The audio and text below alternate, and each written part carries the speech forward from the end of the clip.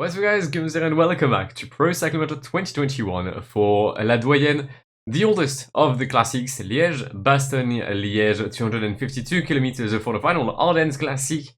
Will we see a masterclass of Alejandro Valverde? Potentially, I don't know. And obviously, because I did not record La Flèche Wallonne, we're taking Bala for today.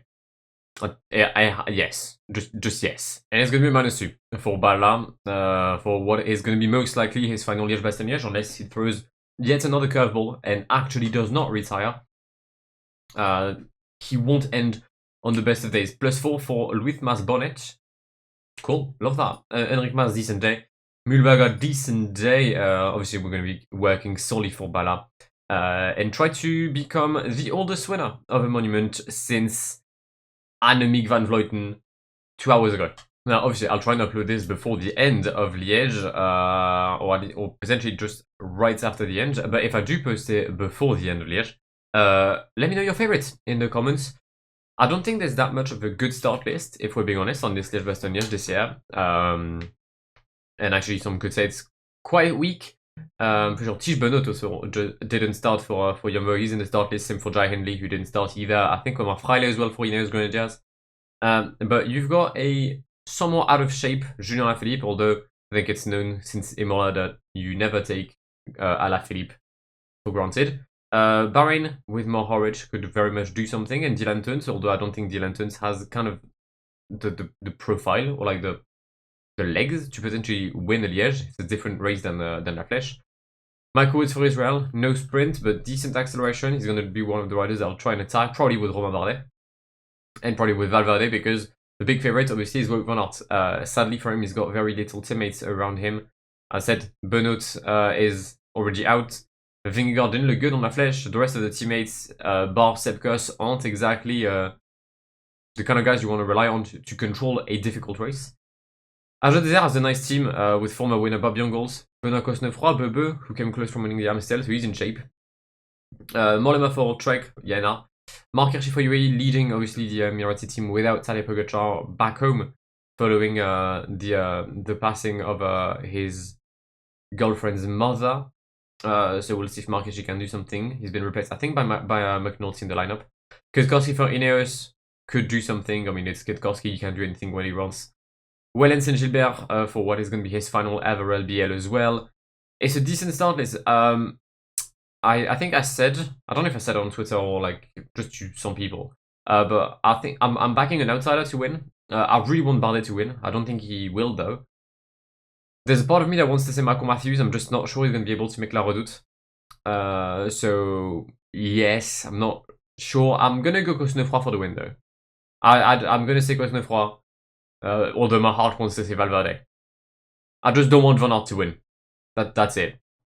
We're going to the final third of the race. We're going to start Côte de Stokke. By the way, for those that usually watch my channel and watch Intermarché, don't worry, the next episode of the Kermit is coming tomorrow, the start of the Tour de France. I reckon there's a strong chance we could do the entire Tour de France in a week right now. So I think tomorrow Tour de France, Wednesday Tour de France, and Sunday Tour de France. So don't worry, the Kermit is coming back. I just took a break for Movistar, for like Ardennes Classic. And also the fact that I'm now Zwifting quite a lot alongside Benji Nazun. He still hasn't answered to my proposition of a 1v1. But we do take part in quite a few Zwift related activities. Still a very unfair guy, if we have to be honest, as we did a hilly stage yesterday with both, again, Joe, Benji and I. And when we waited for him at the top of the hill, when we kept on dropping him, he attacked us, and well, obviously we never been able to catch him, thus claiming yet another win. I mean, it's like this guy never heard of manners. We're gonna start La Redoute. A bit of a tricky situation for me right now because I didn't get water, and the peloton is still way too big for me to like allow myself to drop. So yeah, I'm not really happy with this. Acceleration right now up the front. We've got Ulissi, Vingegaard, Kelderman, Mollema, Fuglsang, Hirschi, Mohoric, and Wout van Aert. Acceleration already stopped. Mas and Valverde in good position so far. Mühlberger trying to get us water, come on. He had energy, so that's why I used him, but he went very much at the back as soon as there was an acceleration. I think it was Sepkus, who kind of destroyed everyone yet again. Less space with Enric Mas as Benoît Cosnefroid attacks. Very sorry, Benoît, that I'm the one kind of preventing you from doing anything right now.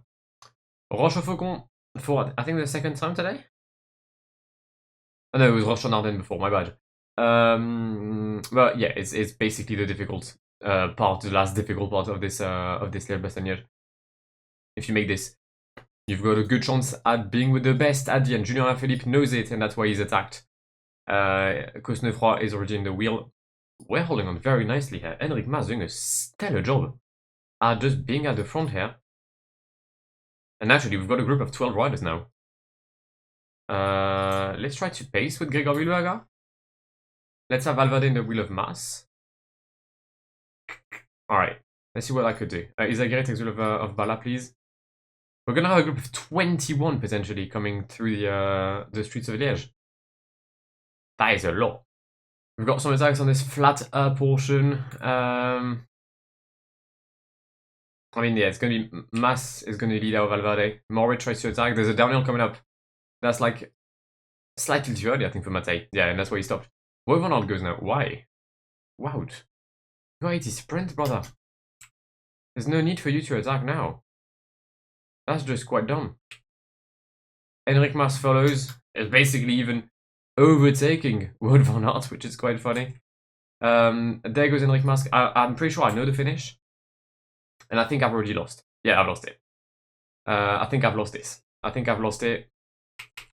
I need to launch early with Valverde to try and make the corner, but I think Van Aert is going to have it. I think Wout van Aert is going to have it. Yeah, Wout van Aert has it.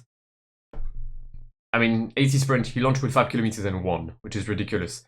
Second place for Enric Mas, third for Pidcock. P5 for Valverde.